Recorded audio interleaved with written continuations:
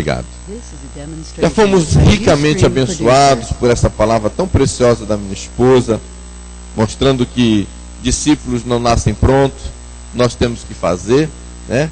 O grande desafio nosso é que nós queremos uma igreja cheia de pessoas dedicadas, espirituais, ganhadoras de alma, que não dão trabalho, pessoas maravilhosas, crentes do arrebatamento sem trabalho, né?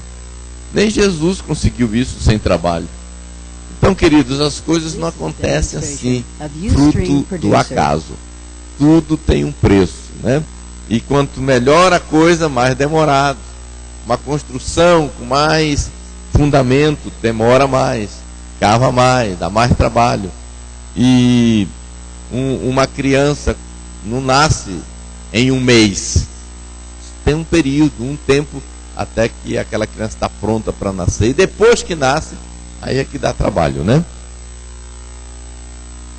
Eu queria, então, nesta manhã, continuar abordando esse tema, porque exatamente isto que tem nos feito vir aqui. Este é o tema escolhido para a gente comunicar. Então vamos estar orando mais uma vez, mesmo assentados, curva a sua cabeça, vamos clamar a misericórdia, a graça de Deus, a revelação do Espírito Santo. Pai, muito obrigado, porque sem a tua ajuda nós não vamos em lugar nenhum. Nós podemos nos estribar nessa graça, nesse favor, na sabedoria que vem do Senhor. Obrigado por esses amados irmãos que aqui estão, que vieram, Senhor, para aprender, que vieram para receber. Eu oro que pela tua infinita bondade, Senhor, nos use agora no abrir da nossa boca, para estimular, para encorajar, para orientar naquilo que a igreja está fazendo. Nós queremos ser uma igreja obediente, que faz, que pratica, que obedece o ide, fazer discípulos. Nós não queremos fazer a nossa programação, nós não queremos dar a cara que nós achamos que devemos dar para a nossa igreja, mas nós queremos fazer aquilo que o Senhor nos mandou fazer. Nós queremos estar ocupados com aquilo que o Senhor quer que nós estejamos ocupados. Por isso eu oro que cada dia a religiosidade, o estilo humano de fazer igreja caia por terra, e que teu Espírito possa presidir, liderar, governar a tua igreja. Oh Deus, vem preparar, vem curar a tua igreja para o arrebatamento. Vem usar essa ferramenta chamada discipulado para produzir em nós maturidade, santidade, crescimento. A tua palavra diz que nós devemos apresentar todo homem perfeito, e nós queremos trabalhar para isso acontecer. Nós queremos cooperar com isso no nome de Jesus, para louvor e glória do teu nome. Ó Espírito, nós nos abrimos para ti agora. Nós nos abrimos mão das nossas ideias, dos nossos pensamentos, da formação que nós tivemos. Nós abrimos mão disso para receber aquilo que o Senhor está falando com a igreja hoje, e aquilo que o Espírito está dizendo à noiva. Nós queremos aprender, nós queremos ouvir, nós queremos ter coração para ouvir isso e praticar, em nome de Jesus. Amém e amém. Queridos, contando um pouco daquilo que temos experimentado, nós fomos ali para Boa Vista, Roraima. Fazem agora em outubro desse ano, faz exatamente 13 anos que nós iniciamos um trabalho do nosso ministério chamado Igreja da Paz. Fomos para ali, eu, minha família e mais 4 casais para aquela cidade. Eu sou natural de Santarém e ali eu cresci dentro desse ministério. A Igreja da Paz teve um crescimento muito forte. Hoje em Santarém, para a glória de Jesus, é uma igreja assim que tem feito um impacto extraordinário, não só na região, não só na cidade de Santarém, mas na região toda.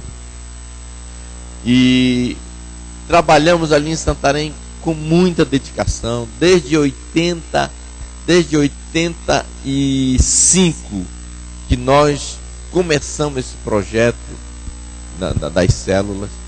No início foi travancoso, foi difícil, Como eu costumo dizer, nós começamos com 13 células. 3 anos depois nós tínhamos descido para 6 células. 7 fecharam.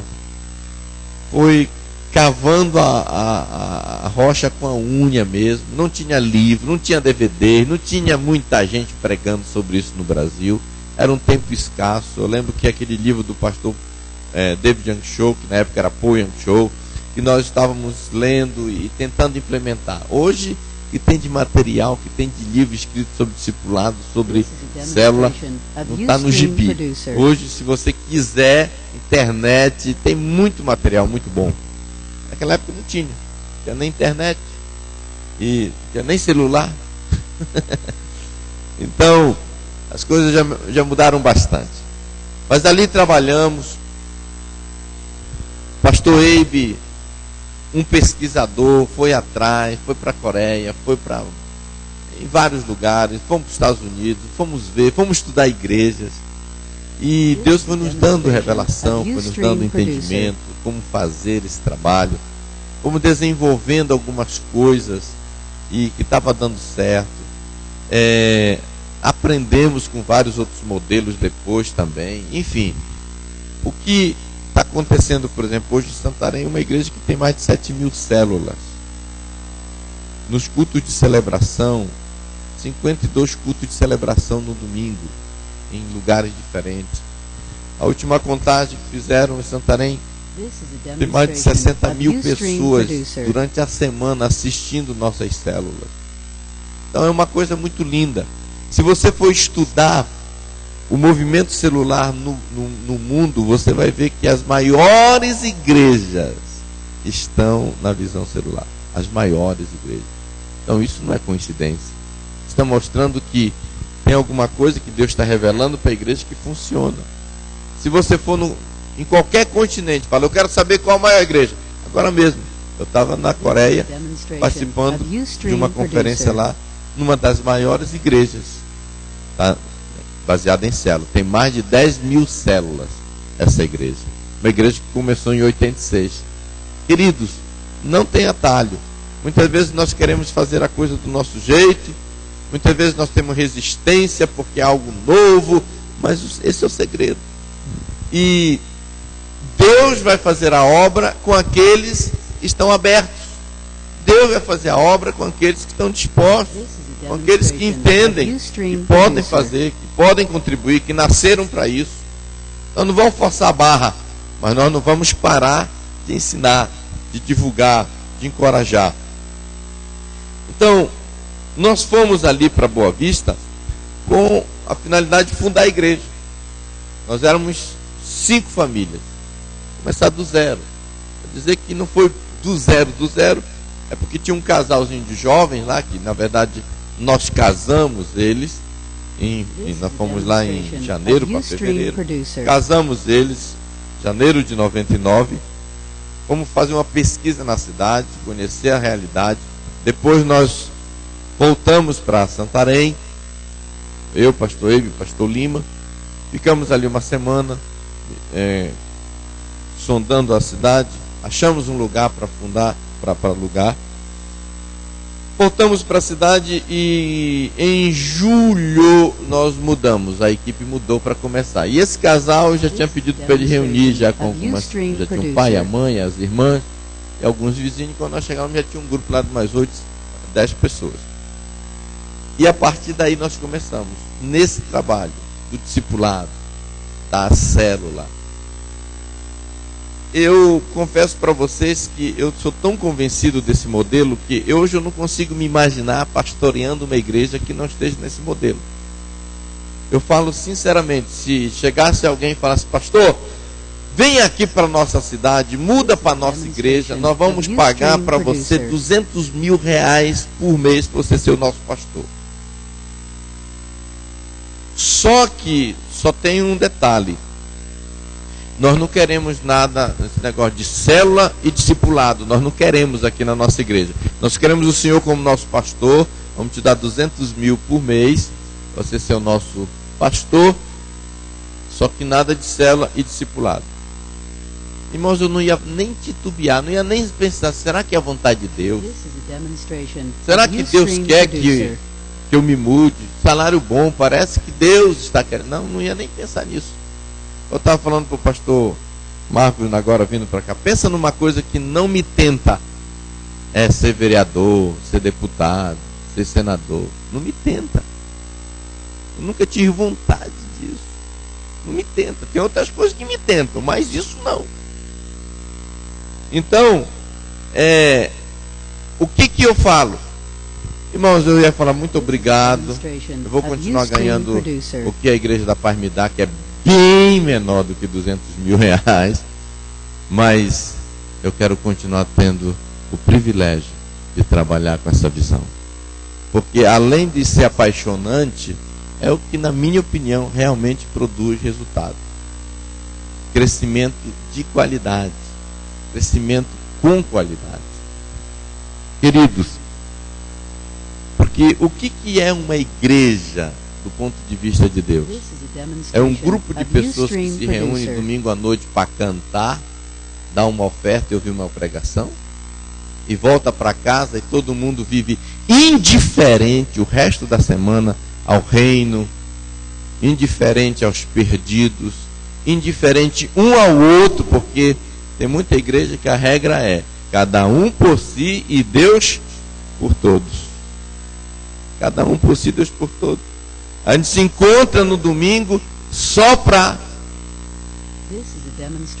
cumprir tabela, dar um tapinha na costa. Paz do Senhor, irmão, está tudo bem?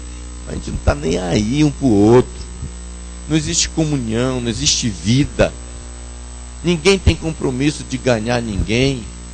Você chega numa igreja e se pergunta, quem trouxe alguém para Jesus? E alguém para Jesus? Eu vim malamar arrastado para a igreja, quanto mais a trazer alguém.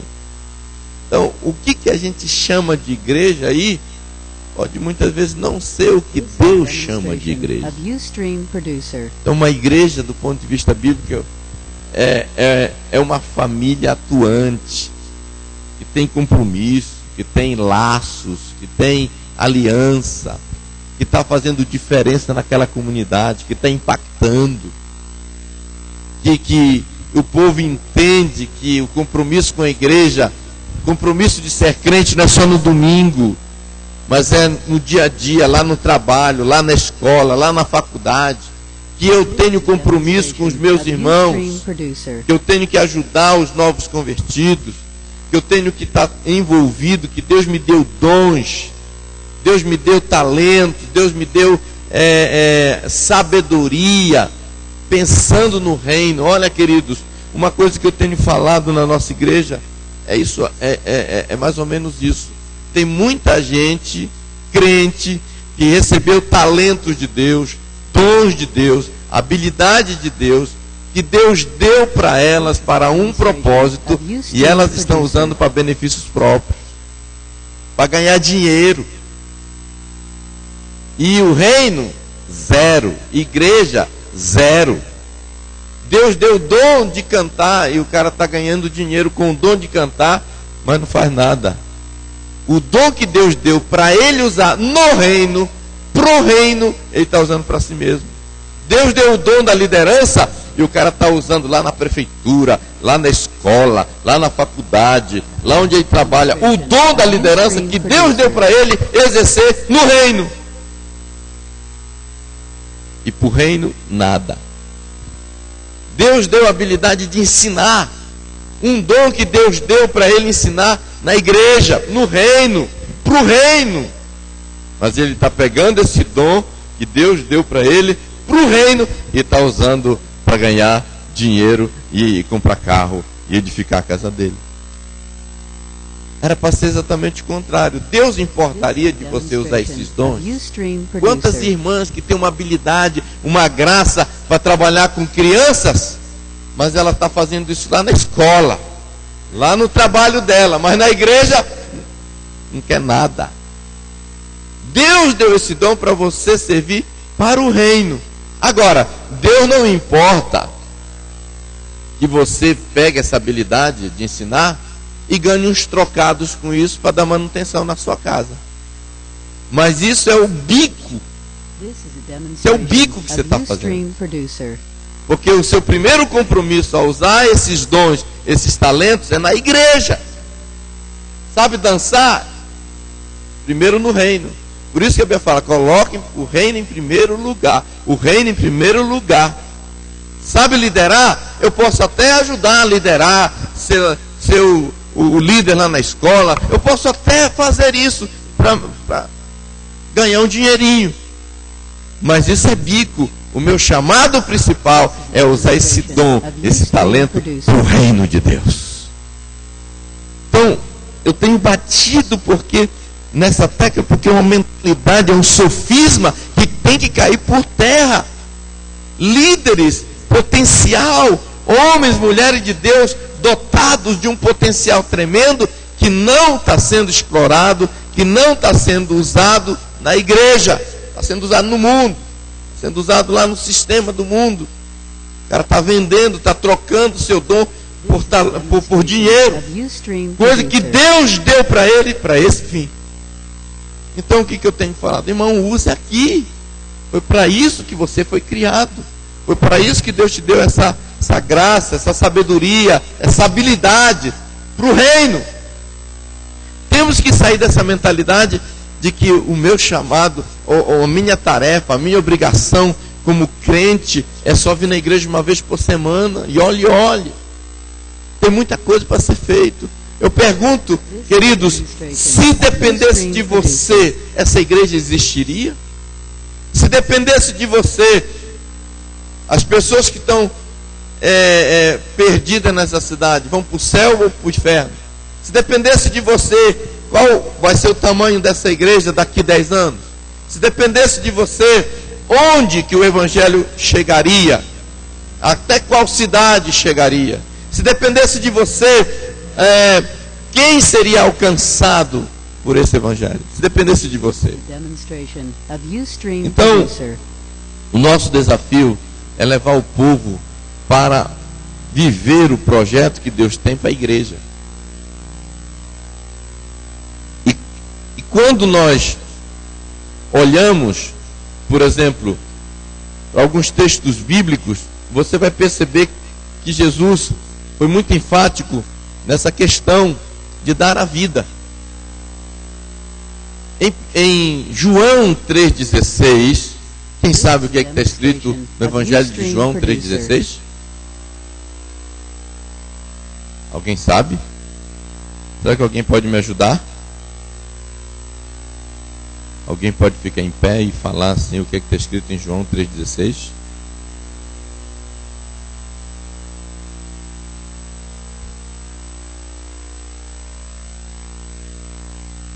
Alguém pode ficar em pé e falar para mim o que está escrito em João 3,16?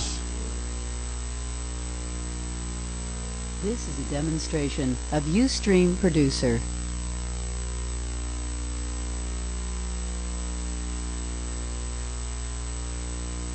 Quem foi que falou? A senhora?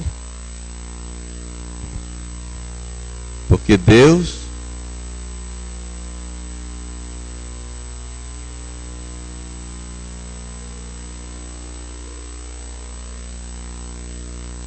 esse é um dos versículos mais conhecidos pelos crentes, né? Deus amou o mundo de tal maneira que deu o seu filho,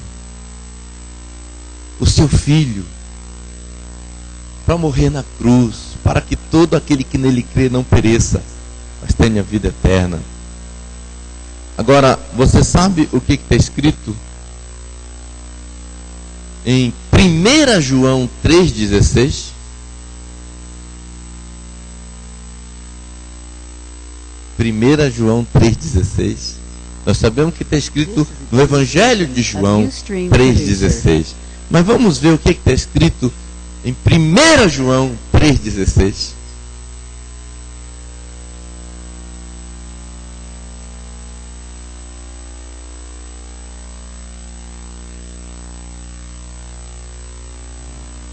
Primeira João 3,16 diz isso aqui: nisto conhecemos o amor que Cristo deu a sua vida por nós e nós devemos dar a vida pelos irmãos.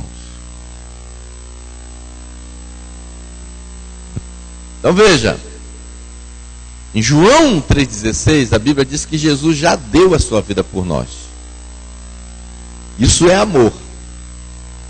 Mas o amor não para nisso. O conceito de amar não para no Deus que me ama.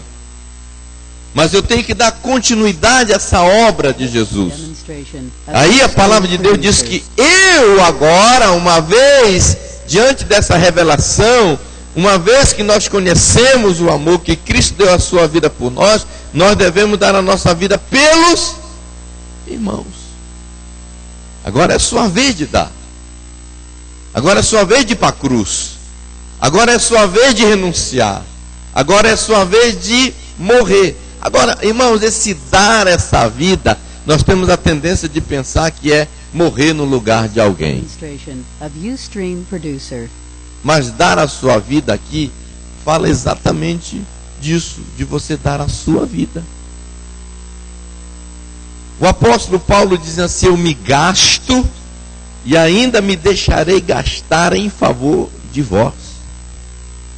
O apóstolo Paulo dizia que ele vivia uma vida para servir, para cooperar, para ajudar. Ele se gastava e se desgastava em prol dos outros. O que é dar a vida hoje? Como que está a igreja nesse sentido de dar a vida? O máximo que a gente faz: e aí, irmão, tudo bem? Como é que está a vida? E o outro responde: tá bom. E se ele começar a falar: pois é, essa semana, na verdade, eu queria até pedir oração. É mesmo, irmão? Tá bom, mas olha, Deus é contigo. Amém, irmão? Ora mais, vai dar tudo certo, confia. Tchau, irmão, um abraço.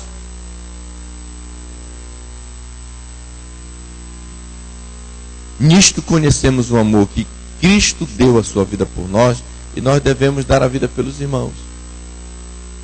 Então, quando que nós damos a nossa vida para o irmão? Quando nós nos comprometemos em aliança, de amar, de cuidar. Quando eu gasto os meus créditos de celular. É difícil, né? Queimar nossos créditos de celular para telefonar para um irmãozinho que não apareceu na célula, que não apareceu no culto. Eu poderia estar usando para navegar na internet, meus créditos. Eu poderia estar usando para falar com o meu namorado, com a minha namorada. Eu poderia estar usando para falar com a mamãe. Eu estou usando meus créditos. Quando que eu dou a minha vida? Quando eu estou disposto a usar a minha casa, meu sofá, para ter uma célula. Estou dando minha vida. Quando que eu estou dando a minha vida? Quando eu uso o meu carro, a minha gasolina, para ir lá no outro bairro mais distante, pegar alguém para trazer para a igreja, depois devolver.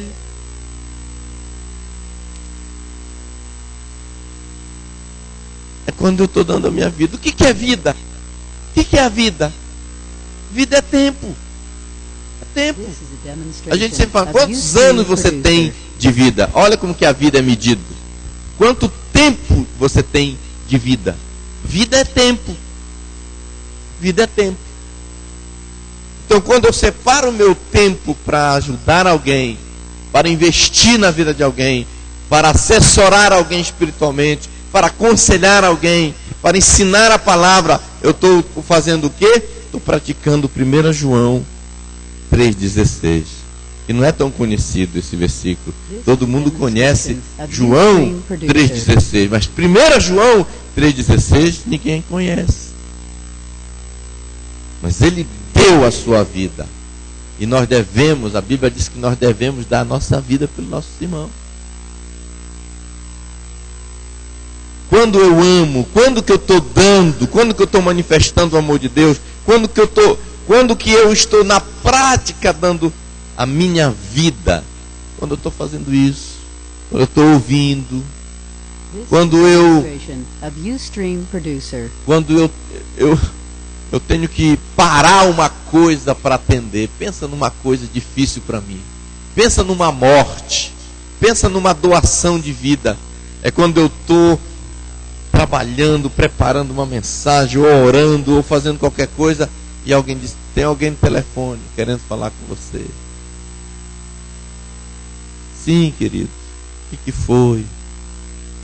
E aí, meu irmão? Pastor, será que o senhor poderia me atender? Quando que eu estou dando a minha vida? Muitas vezes vendo a minha esposa lá na cozinha, ou lavando, ou cozinhando, e o fone no ouvido aqui, e ela lá: pois é, irmã, mas Jesus vai te dar sabedoria, vamos orar. E horas, e às vezes eu saio do quarto para perguntar uma coisa para minha esposa: amor,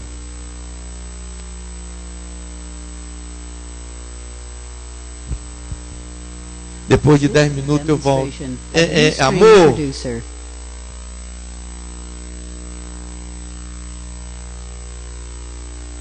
ela está falando com alguém, está no telefone.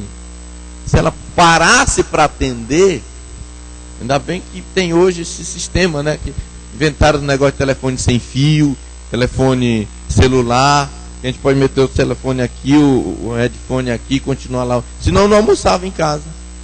Não tinha quem fizesse almoço. Não, os banheiros iam estar fedendo, porque não tem quem lave banheiro. Senão minha roupa não estava passada, porque ela passa falando. Pois é, pensa que até falando sozinho. Não, irmãos, tal, mas Jesus e tal. Não, mas volte lá, irmão. Peça perdão, se humilhe. Não abra mão do seu marido, não. Jesus tem... Vamos orar agora. O que é isso? É dar vida para os irmãos. É dar vida. Você tem dado a vida. Você tem alguém nesta igreja que pode falar assim: fulano deu a vida dele por mim? Tem alguém nessa igreja que pode dizer assim: se não fosse a irmã fulana, se não fosse o irmão fulano? Tem alguém que pode falar de você isso? Graças a Deus pela vida da irmã fulana, do irmão fulano, porque ele tem sido uma bênção na minha vida. Ele tem sido uma bênção. Ele tem gasto tempo. Esse exemplo que a pastora Mariléia deu desse casal, eles são tão agradecidos. Eles têm uma gratidão por nós. Nos chama até de pai, de mãe. Por quê? Porque foi exatamente isso que nós fizemos. Tem que dar a vida. Queridos, não tem como nós vivermos igreja sem isso. Não tem como sermos uma igreja bíblica sem isso. Esse negócio de cada um por si, Deus por todos. Esse negócio de: ô irmão, tá tudo bem? Tapinha na costa, descomprometido. Tapinha na costa e não tô nem aí. Tapinha na costa, sorrisinho fingido. Ô irmão, tudo bem? Aleluia, glória a Deus. Deus te abençoe, tá, irmão? Deus te abençoe. Deus te abençoe. Deus abençoe, tá, irmão? Deus abençoe. Deus abençoe. Mas ninguém está disposto a ser uma bênção na vida daquele irmão. E a palavra de Deus fala assim: se tu uma bênção. Os crentes de hoje foram ensinados, manipulados, trabalhados para eles atrás de bênção. A igreja brasileira hoje tem que mudar. A igreja foi ensinada a correr atrás de bênção. Venha para o culto fulano de tal, o seu encontro com a bênção. O lugar de encontro com a bênção.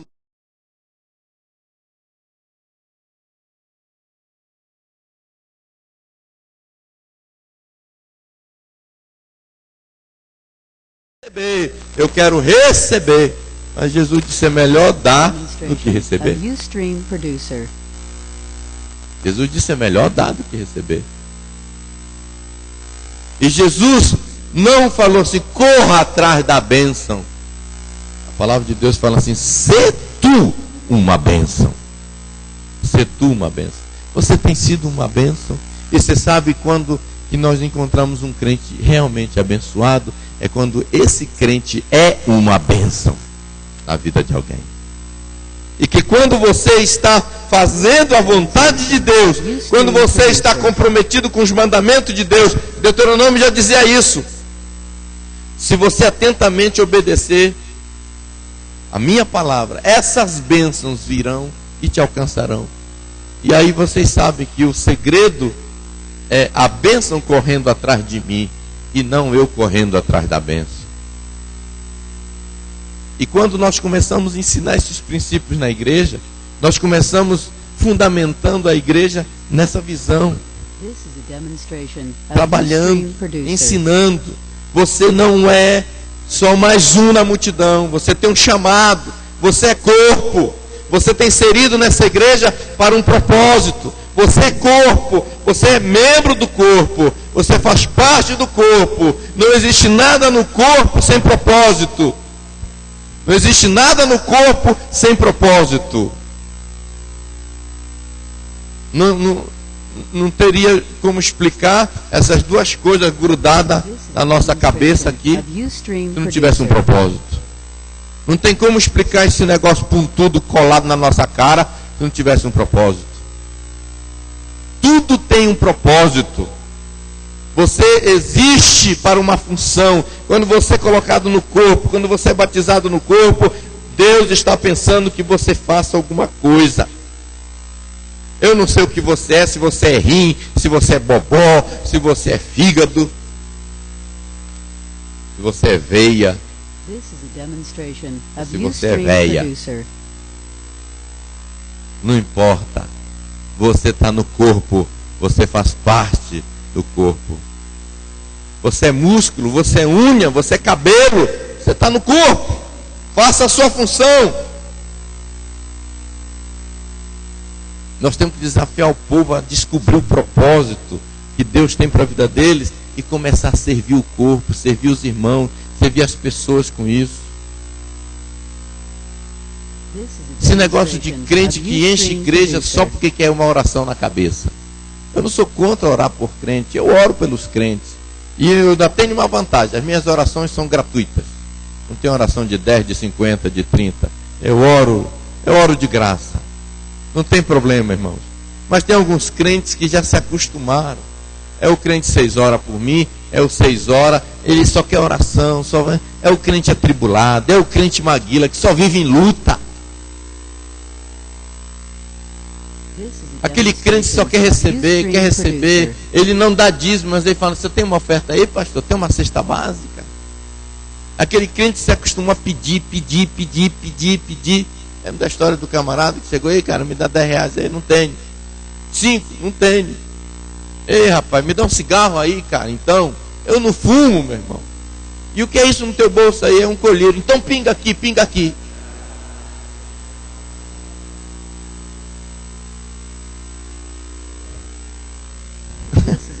É o cara que quer pedir alguma coisa, quer pedir, mas não quer dar atenção, não quer dar amor, não quer contribuir, não quer vir para a igreja, não quer ajudar, faz nada. Ele vem, senta aí. Agora eu sei que vocês não são esse tipo de crente, mas vocês têm que ajudar esse tipo de crente a mudar a mentalidade. Fala, e aí, irmão, quando você vai dar a sua vida pelos irmãos? Quando que esse versículo vai ser uma realidade na sua vida? Quando que a igreja vai sentir o teu amor? Quando que os novos convertidos vão saber que você existe? Quando que os perdidos vão saber que você existe? Nós temos que ser uma igreja comprometida. Amém, meus amados? Vocês estão me entendendo? Aí o que acontece? Nós começamos a trabalhar, começamos a ensinar. Nós fomos com essa mentalidade, todo mundo vai trabalhar. E eles viram que nós líderes somos os primeiros a fazer. Somos os primeiros a liderar a célula. Minha esposa foi lá, abriu a célula dela. Toda a equipe foi liderar a célula. Sabe por quê, queridos? Hoje em dia, os pastores não querem mais fazer o trabalho. Depois que fizeram isso aqui, depois que nós começamos a construir nesse formato, assim ó, com auditório, a plateia, Aí aqui na frente eles fizeram diferente, tinha um elevado e chama atenção, todo mundo me vê. Depois que inventaram esse negócio de púlpito, e depois que inventaram esse negócio de... Nada disso tinha na época de Paulo. Microfone, então, que a gente pode agora falar, a nossa voz é ampliada, está nessas caixas. Depois que a gente ficou inventaram esse negócio de púlpito, que a gente fica em destaque, que os irmãos ficam lá e a gente fica aqui. Depois que inventaram isso, a maioria das pessoas só quer ficar aqui. Só que aqui é fácil, irmãos. Aqui é fácil para a gente tocar.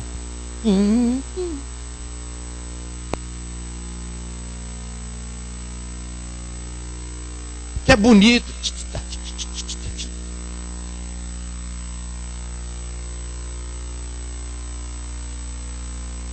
Aqui é legal. Fica legal aqui. Por isso que o pastor que você quer baixar? Não, eu não quero ficar lá em cima. Ele ainda perguntou, você quer? Não. Eu gosto de estar aqui. Microfone, minha voz. A voz mais alta é a minha aqui. Aleluia. Eu quero aparecer. Nós queremos estar em destaque. Eu exaltado, o eu exaltado. Nós queremos aparecer. Destaque.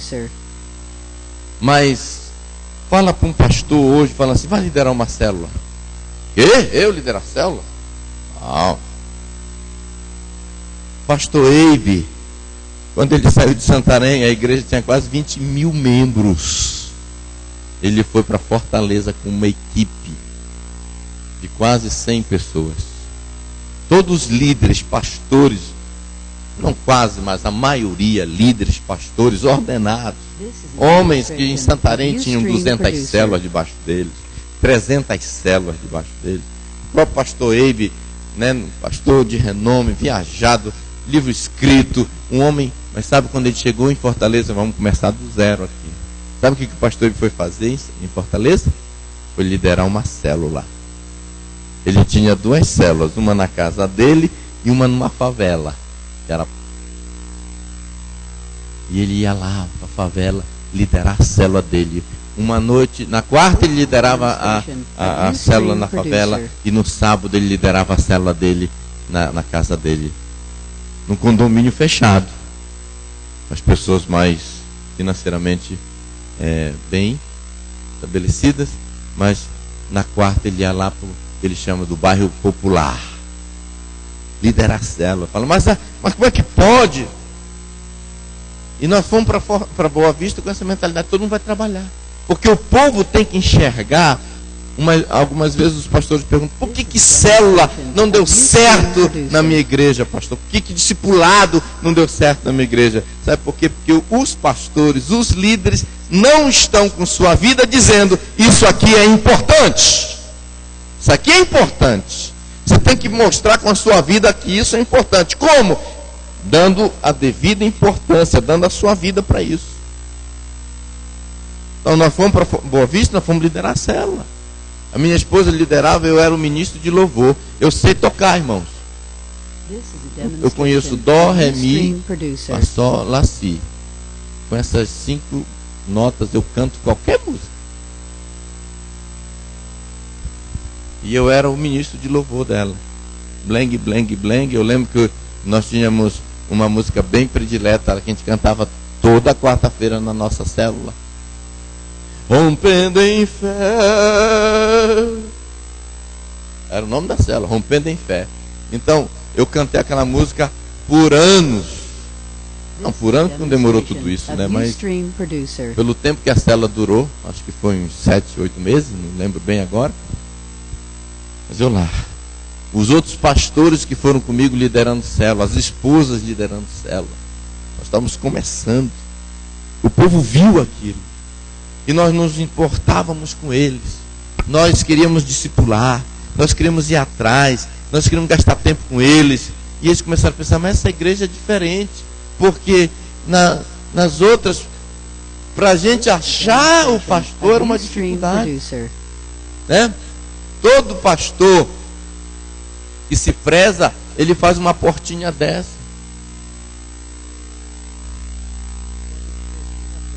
Ou uma daquela.